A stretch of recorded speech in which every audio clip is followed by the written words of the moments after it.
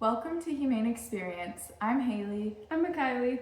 And today we are going to be interviewing an incredible animal rights activist. I cannot wait to tell you more about her. Today's guest is a fearless vegan activist who takes the fight online, sparking conversations, clapping back against trolls, and pushing people to think differently. She's also found creative ways to help her local animal sanctuary, showing that activism can be both bold and compassionate. Without further ado, let's welcome on Vegan of Anarchy. Woo! So, I wanted to start by talking about how we found Vegan of Anarchy. So, we found her online. I think the first time I met you in person was Magic for Animals, right? I think so. Yeah, but you That knew sounds Kylie right. for a little while Yeah. before that. Yes. Yeah. How did you two meet? So I think it was on like Instagram. Definitely online. Or like for a starters. Facebook group. And then I think in person we met at Wayne's hearing. Yes. Yeah. Yes. I'm pretty sure that was the first time because I'd been like following the group online for a while and then was like, okay, I finally had some days off of work and I was like, I'm going to go to this hearing in St. George. This is a huge deal. And then I was like, oh my gosh, the group is here. Do you want to explain to the audience what Wayne's hearing was, who probably don't know about it? Yeah, okay, let me actually like think back to all of it was so long ago. Yeah, now. It was like no. 2 years. Because it was Wayne and also Paul. Mm-hmm. And they were on trial for rescuing pigs from, was it Smithfield out in Beaver. Yeah. And it was 2 pigs. Two pigs they got put on this big court trial for. And they tried to do the trial out in Beaver, but they literally deemed it too biased out there because the people in Beaver were like being super hateful towards them, and they were like, nope, we gotta move it out to St. George. And that was exciting because I was like, yes, St. George. Yeah, put us on the map a little bit. Yeah.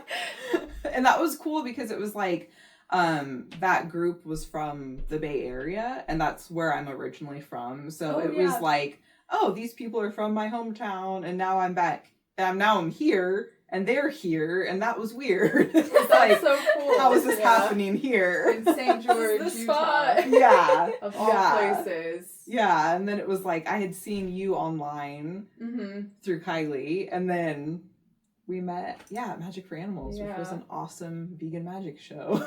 An awesome vegan magic show. And how did you find out about that? I had known about it through, there is an art center in the middle of the desert. It's surrounded by the Red Rocks. It's a beautiful place. And I was like, no way there's going to be like a vegan magic show in the middle of southern Utah. And I'm so glad you found out about it and then shared it to everyone. I was like, everyone needs to know about this. And the magician is also one of the creative directors for Marcel the Shell with Shoes On. And so it was like she was already kind of a big name, and just knowing that like, oh my gosh, she's vegan and she's put together this adorable magic show, but she tells like hard-hitting truths in it. And it was just like, what a cool thing. And the fact that the theater was like sold out, like it sold out, was amazing. It was so cool.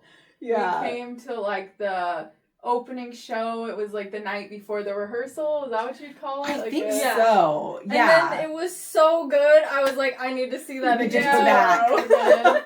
When paid for a ticket too. So it was so fun. She pulled some of us on stage, and it was so cool. She was very talented. So it was awesome that you invited us to that. And then I also knew you from your plants that you were selling, because before I even knew who you were, I would see them at Gaia's. It was the one vegan restaurant we had. And I told you you'd bought a plant, and I was like, oh, I know who you bought. Yeah. No, anytime I needed a gift for someone, like a birthday, Christmas gift, I would go get that plant because I knew that the funds were going to Salty Sanctuary, our animal sanctuary that we love so much. So that was such a fun thing I was doing for a while. I've kind of like taken a little break from it just because work and life were getting really busy, but it was so fun. I was putting together little potted plants, mostly cactuses, succulents, in like thrifted mugs or bowls that I could find.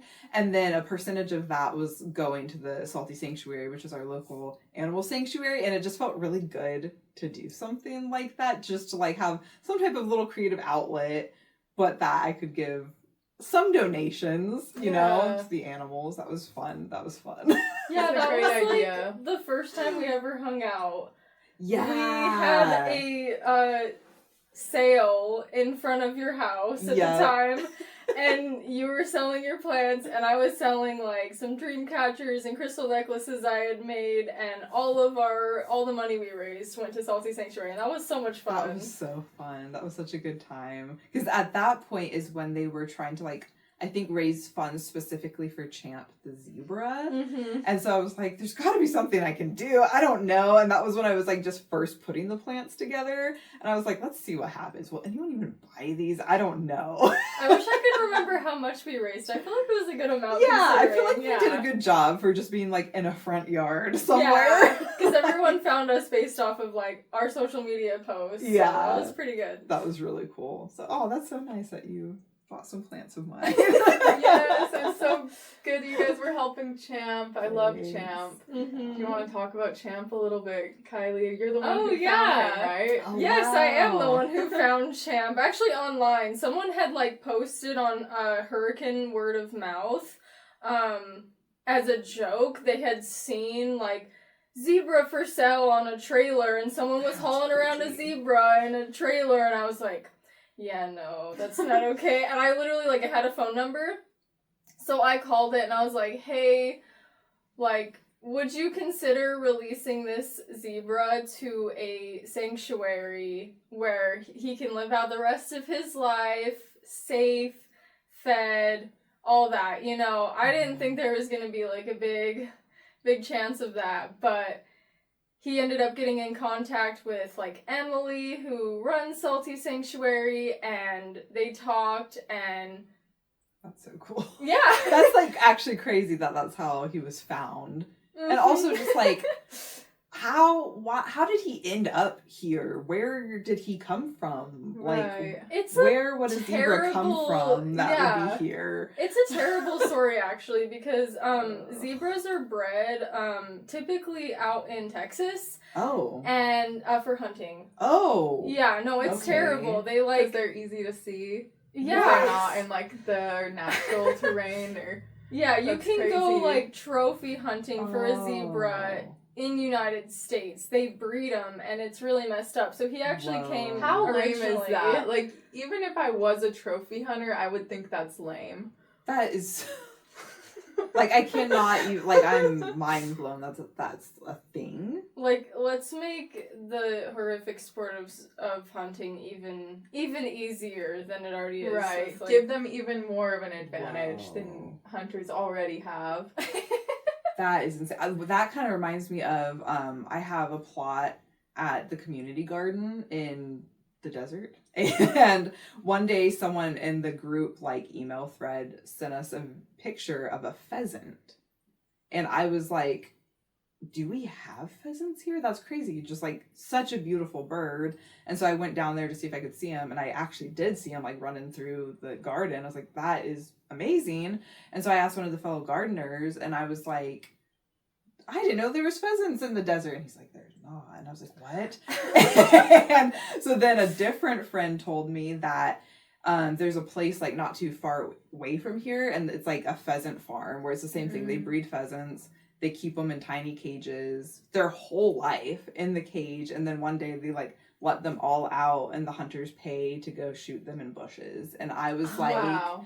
What? And he's like, yeah, it's insane. And he's not even vegan. He was like, no, it's insane that they do that. I love how, like, unnatural hunting is, and people try to claim that it's, like, so natural and so conservative for nature. Like, shut up. And so I'm like, so he's like, so that pheasant seems to have gotten away and traveled quite a ways. And I was like, way to go, yeah. pheasant. So I was like, oh, that's awesome. He's like, it is, but it isn't, because this is not their natural habitat. So he's out here trying to figure out, like, how to survive. They're supposed to be in, like, little sheltered areas and all the stuff, but he's like, he found the community garden because they eat greens and seeds, so that's probably the perfect place for him. And I'm like rooting for him. I'm like, I hope he's there still. I don't know. Yeah, I haven't seen him, but pheasant too. Yeah, that's crazy. And they're their big. First day that they're let out of their cage, that they're actually able to run around, they're just killed. Yeah, and they have no insane. idea. He was like, they don't know what's happening. They've never been outside this cage. They don't know what the world looks like, so they're just out like, where am I?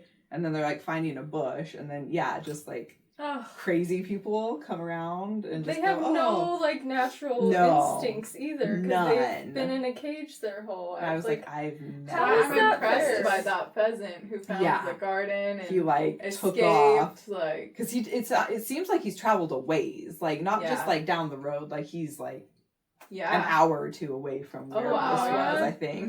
Good for him. Yeah. Love that. Crazy. I had no idea about the zebras though. Like, had never heard of that before. No, it's weird because so he like was bred for that. Somehow he ended up in Arizona. Then somehow he ended up in a polygamous community. That's who they got Champ from, was a polygamous community. Whoa.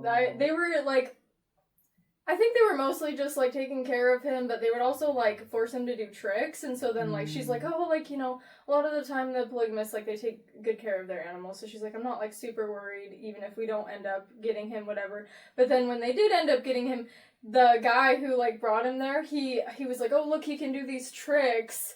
And she's like, oh no, don't make him do tricks. That's okay. And then he's like, and if he doesn't let someone sit on his back, or he doesn't, like, they would do this thing where they put their hand up and make him like smile, but it's actually like a stress response for them. And so like, you know, that's really cruel for them to do. And then he's like, if he doesn't do it, like, just hit him. And she's like, no, I'm not gonna do that. She's like, please don't, and don't ever do that again. And then like he left, and she's like, I just like told Champ, I was like, I'm never gonna let anyone do that to you ever again. Like, you're just gonna be loved here. And it's been really cool to just like see his personality blossom like in a safe space. That's so sweet. Oh my gosh.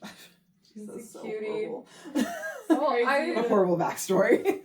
Yeah. The things you'll find on Facebook. It's kind of like that chicken that you sent to the vegan group chat that you want to talk about that chicken you saw? Yeah, it was just like regular day on Facebook, and then you're just scrolling down, and it was like our local word of mouth or for sale group, garage sale group, I don't even know. And there was just like this poor chicken that looked like she hardly had any feathers. Yeah. Just balding in a little cage, and for free. I'm pretty sure it was just like free chicken. Yeah.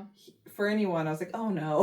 Like, no, you know, please no. Happen. Like, and this is horrible. And so I just like took a screenshot, sent it into the Instagram group chat, and I was like, I don't know if anyone can rescue this chicken or has a home for them or what. I was like, if I took this chicken, I don't know what I would do. I just have a townhome. Like, where would this chicken go? And you have a dog. And I have a dog. Like... and she, I don't think she would do anything to the chicken, but I wouldn't want to chance that either. Like, and so then you were able to like actually go pick her up.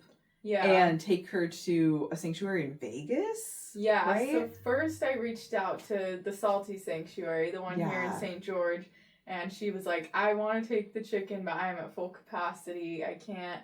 Mm-hmm. And so I was like, okay. So I reached out to someone in Vegas, and then I went and picked the chicken up. And it was really cool because these two kids brought the chicken out to me. And the older boy was like, oh, I hope she tastes good. And he was more conditioned, you know. And then the younger girl, because I responded to him, I was like, well, she's not going to be eaten. I'm going to take her to a vegan sanctuary where she'll never be harmed again, and she'll live in peace. And the little girl was so happy because she loved the chicken. She was hugging her bye and everything. And I heard her like going and telling her parents, Mom, like, she's not going to kill the chicken. And that's so sweet. Just like, oh my gosh. Because that's horrifying. Like, that's her little friend, and there's like free go be eaten, and that is just but in a few years she'll probably be saying the same thing her brother does. That's and just how they've been taught by their parents. Sure, she's eating chicken and not realizing the chicken is just like her friend. Like that's. But it was horrible. Like when I got there, she was just outside, and like there was no like grass or like anything in the cage. It was just metal. So she was just standing on metal in the heat. Oh. And like when I brought her to the sanctuary, like the way that her feathers were gone on her back, Tara, the owner of All Friends, she was saying that that's a sign that they've been like basically like humped. Yeah. Oh, by like male chickens. Like they were probably like in a cage with a rooster or something like that. And so she had been through a lot. Poor baby. But when I brought her there, like as soon as I brought her in the car, I was expecting her to be like stressed, freaking out. She was so calm. Like she laid down, like she was like just seemed like so happy to probably be in AC for the first time. Like that is cool just, air. Yeah. And when I let her out, she was just running around like so happy. You could tell she never had so much space, and there was a little duck there she became friends with, and a tortoise. So that's so cute. Her name is Biscoff, by the way. They named her Biscoff. I love Biscoff. Butter. The cookie butter.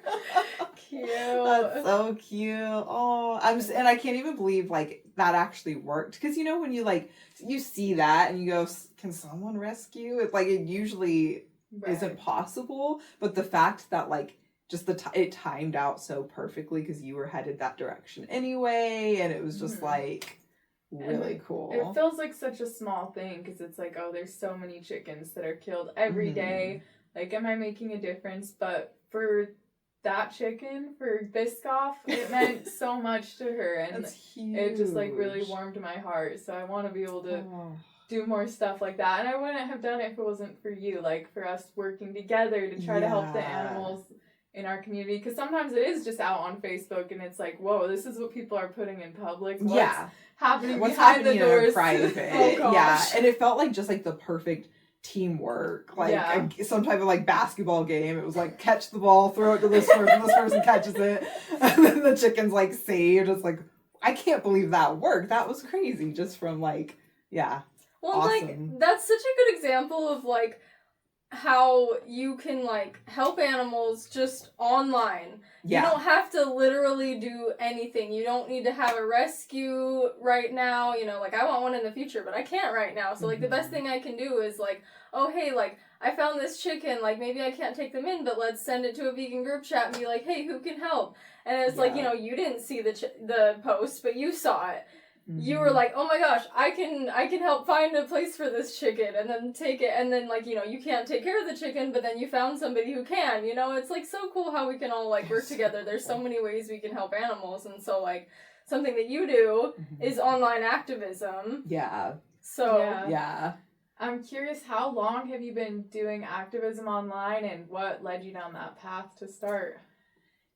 So I became vegan in early 2018, and at that point, like I'd already been using social media for like years, just like for personal stuff. There was nothing that it was like specifically in a direction. It was just like about me, you know, like just casual, like you're posting pictures of yourself or what you ate or just like whatever, which I guess is still a lot of what I do. But at that point, it just felt really natural. It felt like I need a way to talk about this, and it just made the most sense because my day-to-day is like I'm at work, and in the workplace, like I don't work in a vegan place, and I haven't ever, and so it's not like I could really go into work and like speak my mind.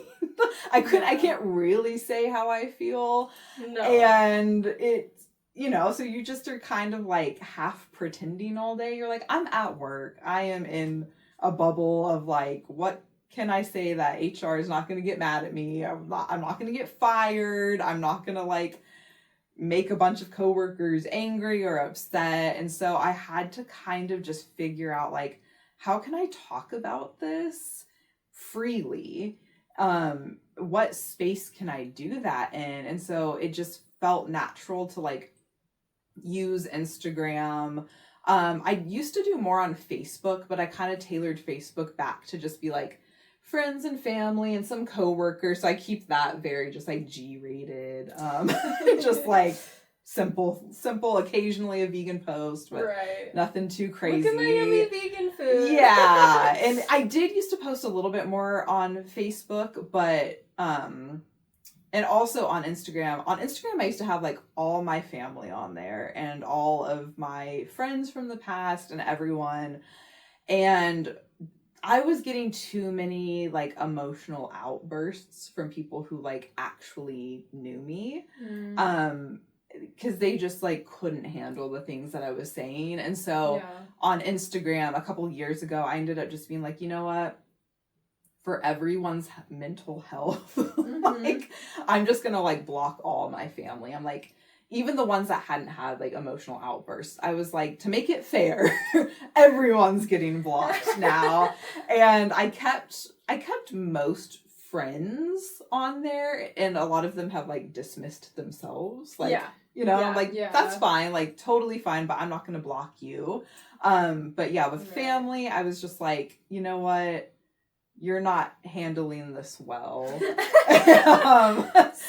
media is an intense place. It's triggering as it is. There's been studies that like Facebook and Instagram are targeted to like rage bait us because it keeps us on there, keeps us like, you know, going on there. And so like you almost want to try to like not involve that with your family if you can. So that just like sense. Keeping it separate. And then Facebook became just like the occasional cute little vegan meme. Nothing that was like like a knife at people, so but just like upset and they like do triggered by vegan posts for whatever reason. And I was experiencing the same thing as you, just from like reposting stuff on my stories a lot. I was having a lot of people unfollow me on my personal page, and a lot of friends, like you said, emotional in my comments, in my DMs. I was offending people, and so I tried making like a separate vegan Instagram, and it was a lot of work, like posting every day. Like, so I'm curious because it's like a full-time job. How do you keep the motivation to keep going with it? I'm assuming you don't make money off it. I don't. It would be nice to. I have to figure that out still. I'm still like learning all of the things. Like, it would be nice to, but no, I don't right now. And you get a lot of clapback, right? You get a lot of like trolls and a lot of controversy with your posts. Because I've kind of like how you mentioned rage bait. I've kind of like learned how to use that in my favor in a way. Like, okay, the rage bait seems to like get traction. But the funny part about, like, that is, like, I'm not saying anything untrue. I am just usually saying what has been said to me, like, from a troll. And so I'm like, okay, that's great. I'll just write that and post it. Or I'm just going to say, like, a simple phrase, like, non-vegans will rescue a dog from a hot car and then go eat bacon. That's not untrue. It's not. But it makes them so angry and like. That's why it makes them angry. But that's what you're doing. I just wrote that simple fact. There's nothing to argue against. That's just it. And so, the motivation is I honestly like find it.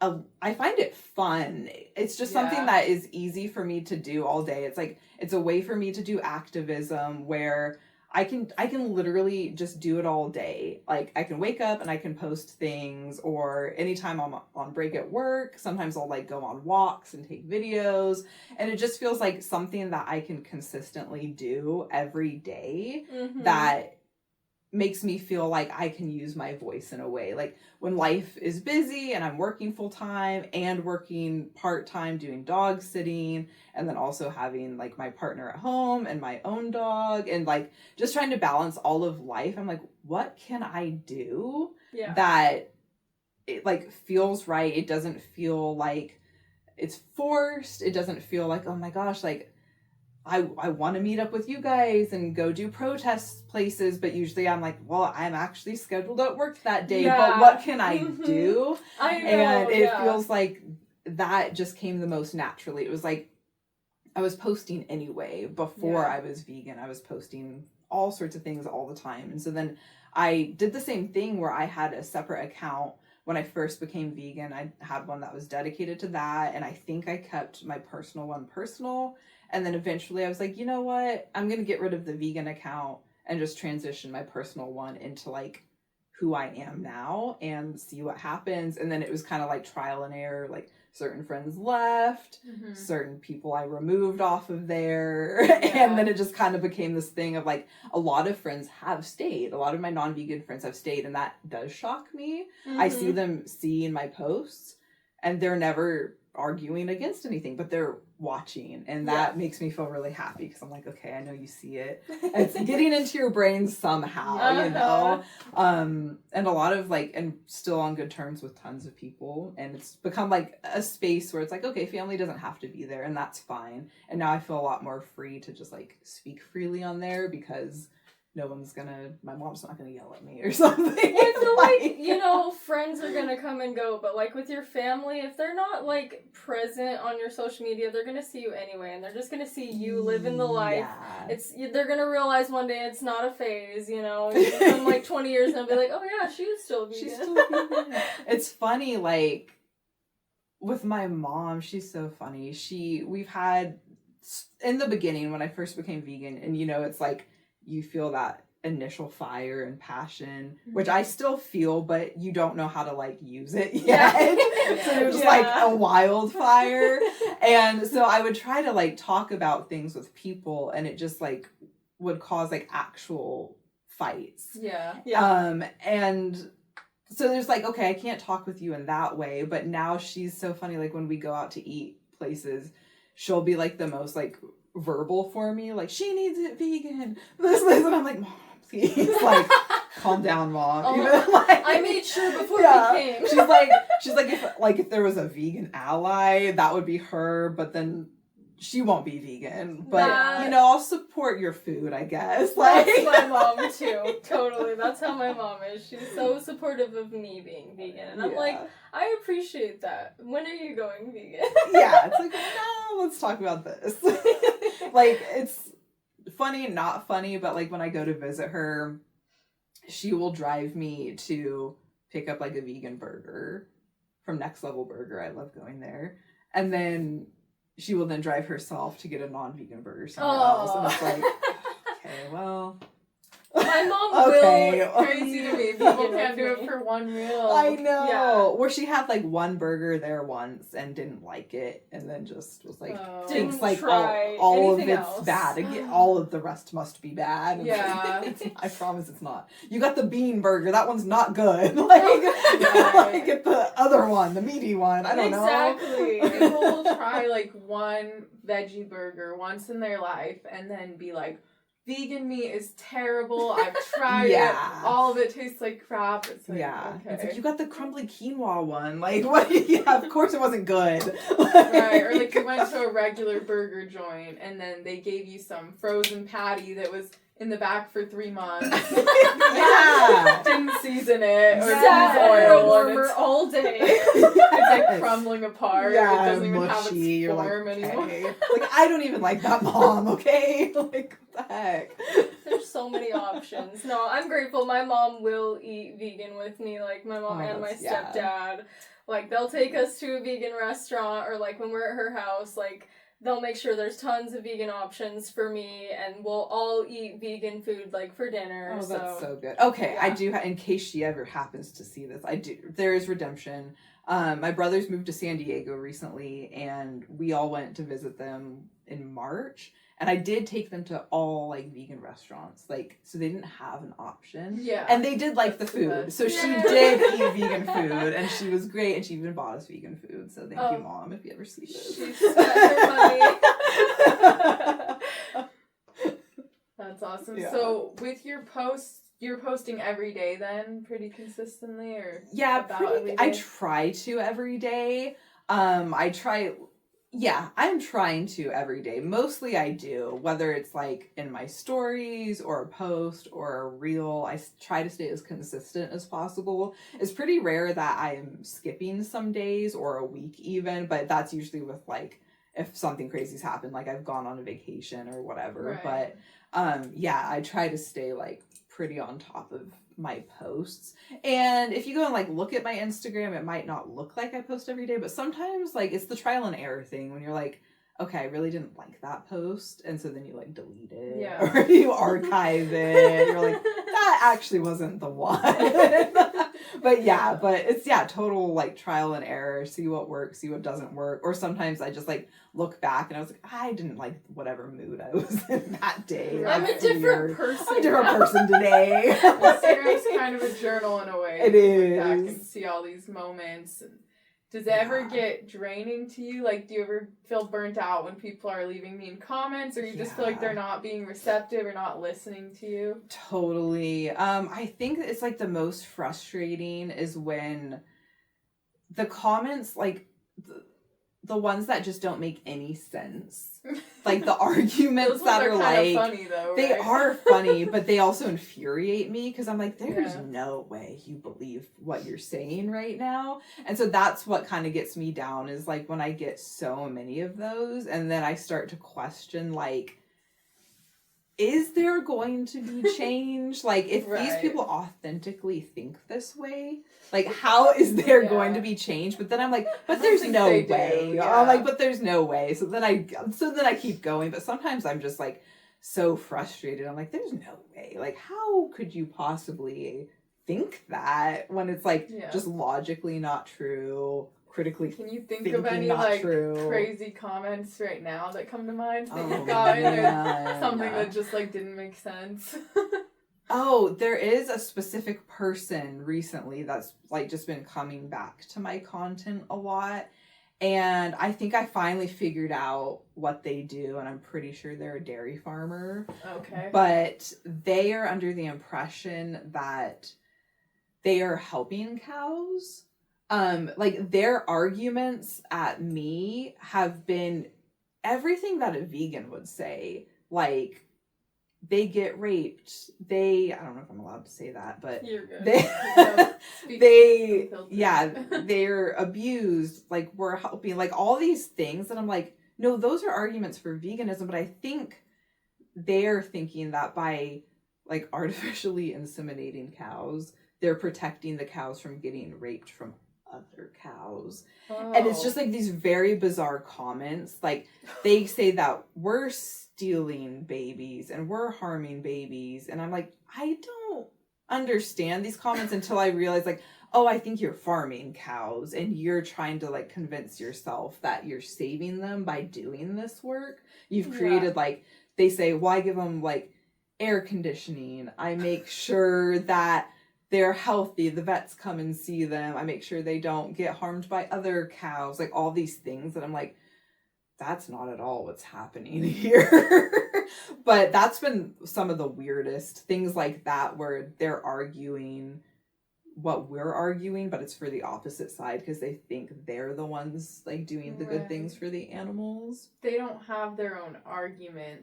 They agree with you. They just are trying to justify it to themselves, and then it just comes off as very weird. It's so weird. It's like you read it and you're like, what does that even say? Like what? Did you guys see that like someone came out saying that they got paid by like the meat industry to go and like speak against vegan points and everything and make it look like we're in the wrong, whatever? Like, we're doing so good that people are having to get paid to try to argue with us. You're like, I'm doing this for free. Like, I don't gain anything. We don't gain anything from you becoming vegan. We just care about the victims. Like, who knows how long that's been going on, too. Yeah, and it kind of was like, oh, that is what's happening, because they're saying the craziest things. Like, things that don't make sense. It's like, oh, I get it. Like, you're just filling time. You're like getting paid to just say whatever, and we're like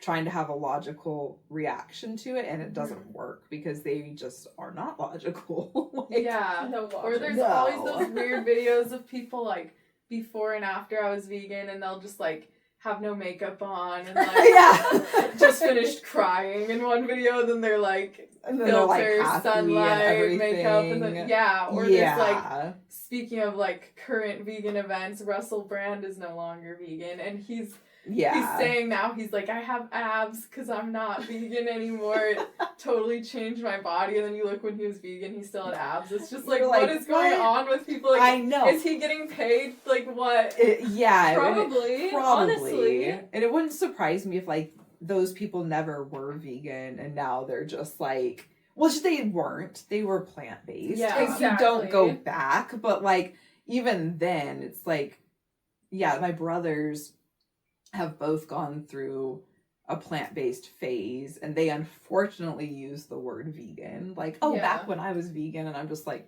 no. It, like, makes me, like, you were plant-based. And it's like, no, you guys were plant-based. It wasn't for the animals. It was for whatever health thing you were doing or whatever. And then now they're like, the carnism diet is healthy and raw milk. Like, does that not sound like the meat and dairy industry just, like, grasping? They're like, we gotta get these natural hippies back to our... Back to us. Let's say that, like, oh, you gotta only eat meat and you gotta only eat raw milk, like... Right.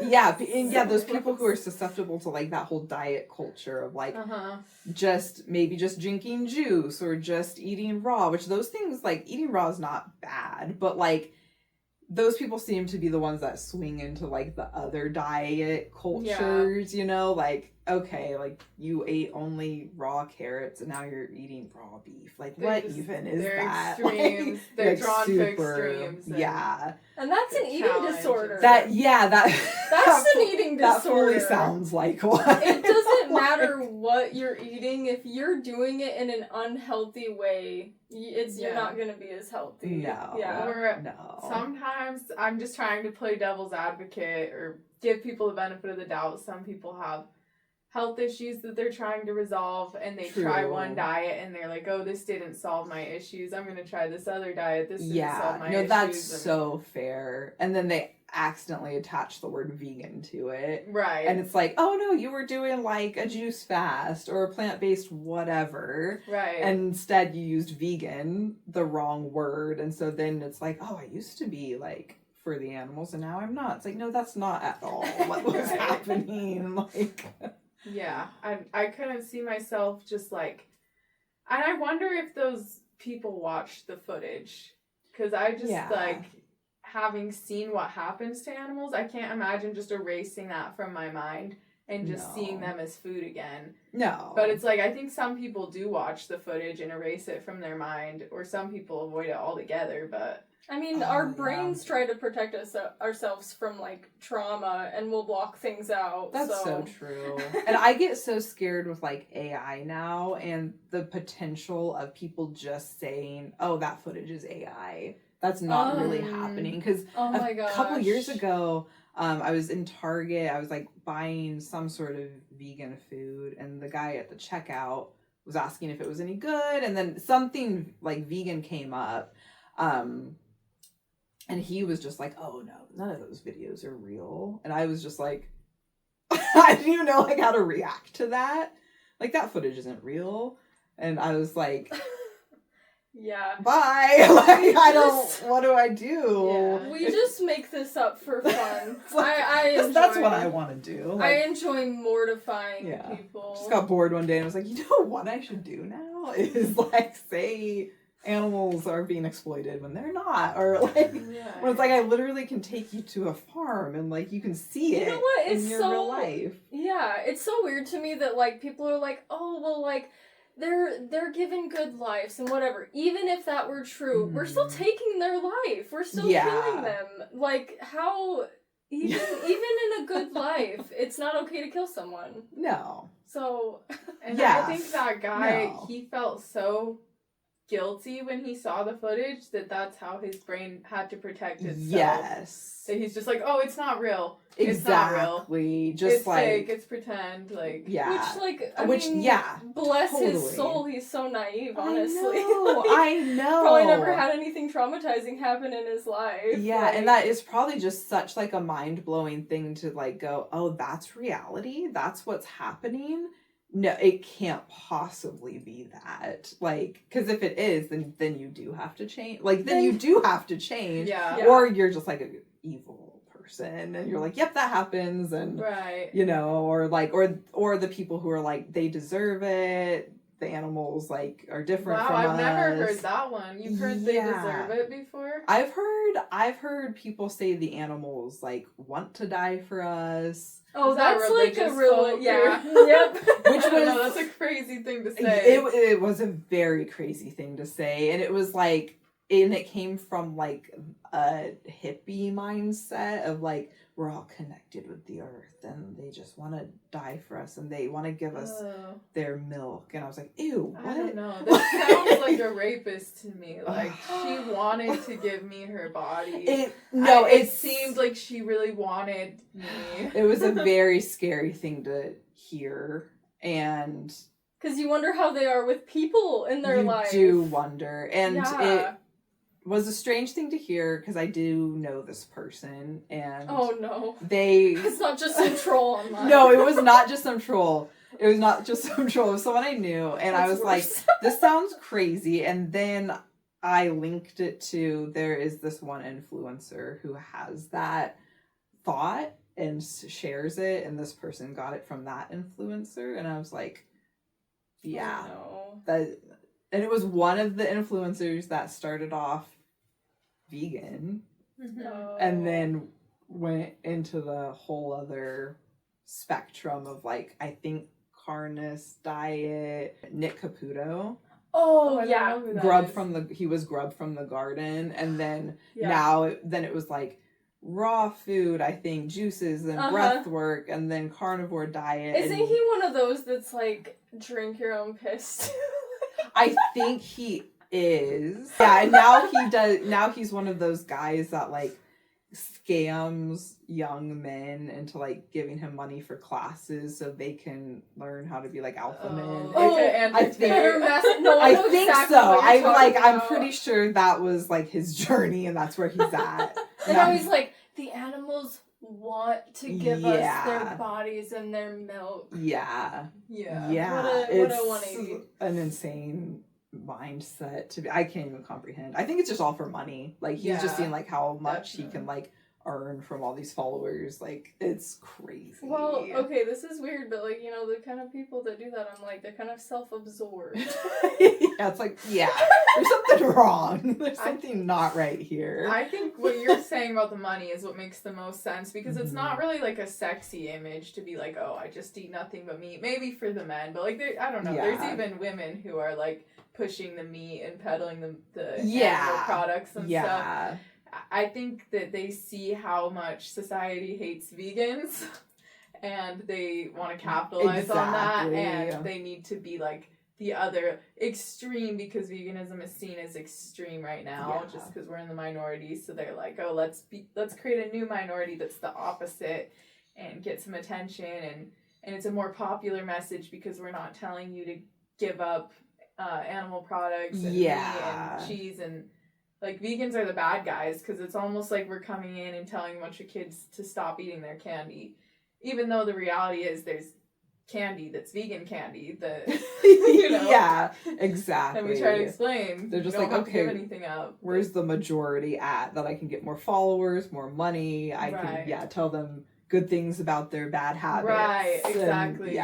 So it's like, okay, if you are just only concerned about money and popularity, I see that would make sense. And if you don't care about harming others, then sure, that's the direction to go. But it's crazy. Well, that turns into a whole like spiritual ego type thing where they're not even really spiritual, they're just using it as like a it was a fake, it's an ego driven, how can this benefit me and not be in harmony with everyone, because really like being vegan is in harmony with everyone.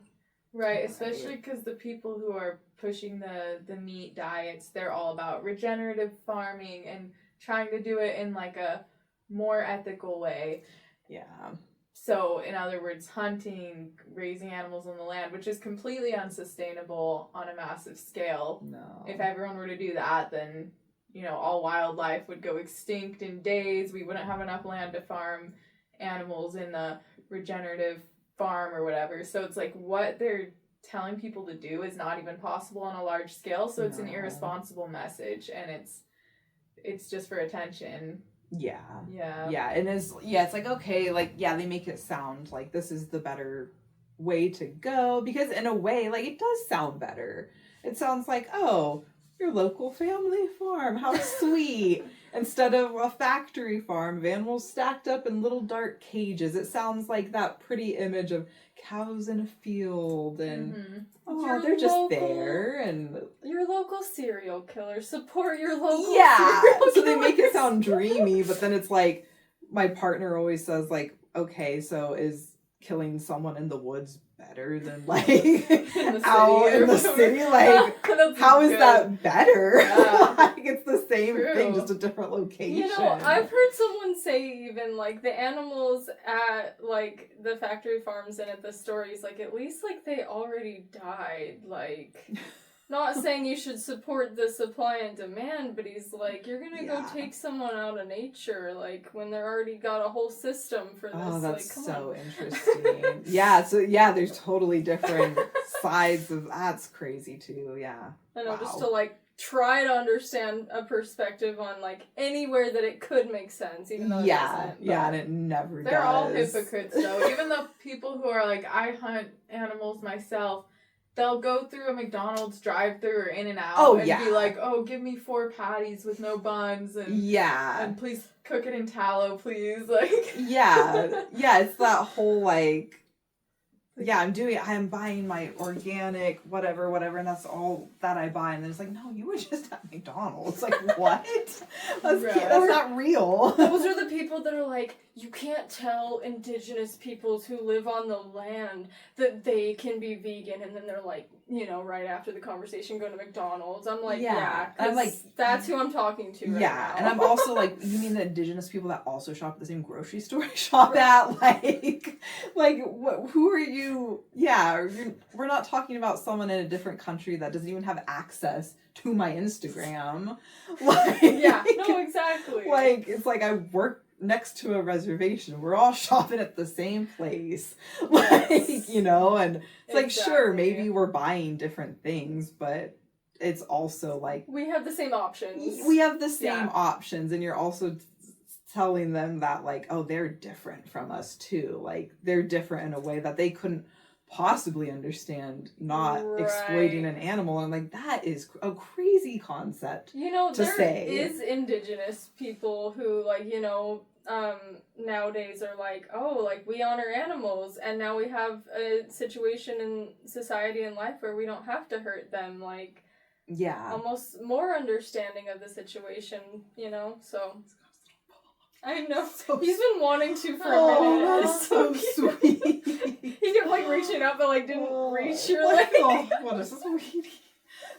When I get some of those comments about, like, you're gonna tell indigenous people, there's a few, like, Instagram friends I have that are from different regions in the US, and I am like, I just tag them. I'm like, can you please deal with this? Because they're, like, indigenous. And they're vegan, and I'm like, you can have this conversation because they're telling me you can't be vegan or something. Like actually, you are. And you can speak better on it than I can, but it's like, it's one of those infuriating things of just, like, telling me certain people. I like that you said that, like, we create this idea that they're, like, different than us too. Yeah. Like, it's like we're not holding them to as high of standards. Exactly. Like, you're looking down on them in a way. Yeah, like, oh, they couldn't be that. And it's like, what are you saying? You're saying, like, the most racist thing to me. To animals? Like, yeah, exactly. Why could they not be compassionate to animals? It's, in general, people who are in minority groups or marginalized groups are more likely to be vegan. Because they're able to relate to animals better for the fact that animals are looked down on and discriminated against as well. They understand what it's like to be oppressed. Yeah. There's one of my Instagram friends, I can't even say his name because of what his handle is. I can't say it, but I'm curious. I'll show it to you. I'll show you guys. But he is Black, and he gets comments from non-vegans who are Black, like, calling him awful names for being vegan. And just telling him that he's, like, falling for the oppressor's diet and all these things, and he's just like the oppressors. Yeah, so it's always, they're always saying the opposite of what's actually true. It's like, no, we are anti-oppression. Yeah, like the government literally subsidizes meat and dairy, and then, you know, that same situation causes us to have to go to the doctor all the time in the pharmaceutical industry. That's a whole rabbit hole, but it's like, who's the real oppressor here? Yeah, it's like all these layers of like, yeah, we're actually also anti-oppressing animals. And oppressing people. And oppressing people. And anti-oppression, like, period. Yeah, and so to say like, we're pushing an oppressor's diet because it just makes no sense. And also just to like see it as a diet is not accurate either, but exactly. It's just, which is why I can post every day on Instagram, because there's just like endless angles to talk about all of this. It's just like, there's so endless. There's so much to cover with people because there's still so many dumb arguments out there. Yeah.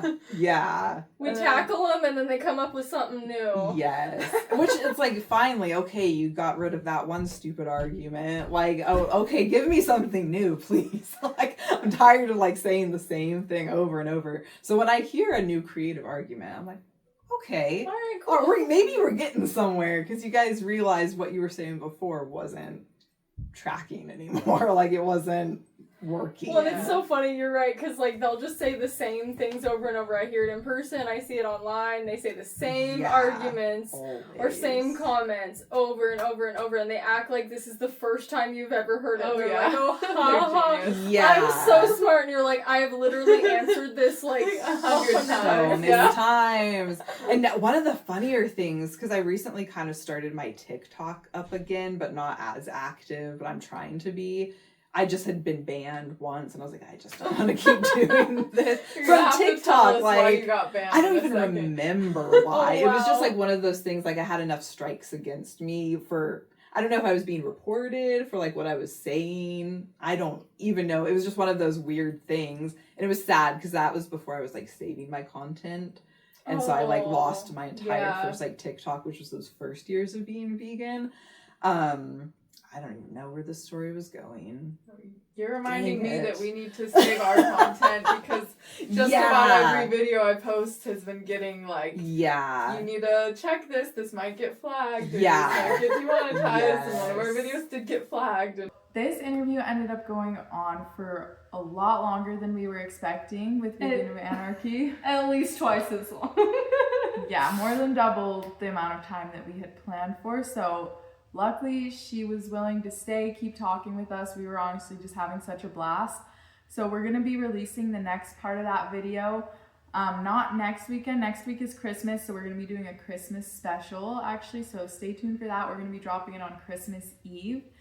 But the following Saturday, we're going to be posting part 2 of our interview with Vegan of Anarchy, and you don't want to miss it. You know what? It was so much fun to chat with Vegan of Anarchy, and she is just like such an amazing person. I think her passion is incredibly inspiring. Like, I just love the topics that we got into with her. Yeah. Like, we got like off topic a lot, but like in such a relevant way. And like, you know, just chatting with the girls, like, you want to come chat with the girls and have a good time, like, watch this episode for sure. Yep. And we had both met Vegan of Anarchy before, but neither of us had ever really like sat down and talked with her like that, so it was cool. Having vegan girlfriends, top tier. Highly recommended. Yeah, and we're already planning to do more content together, so you guys should definitely follow her page. I'm going to link it below. And then we're planning to go to Vegas and try out some food there, maybe go to Plant Power, so stay tuned for that as well.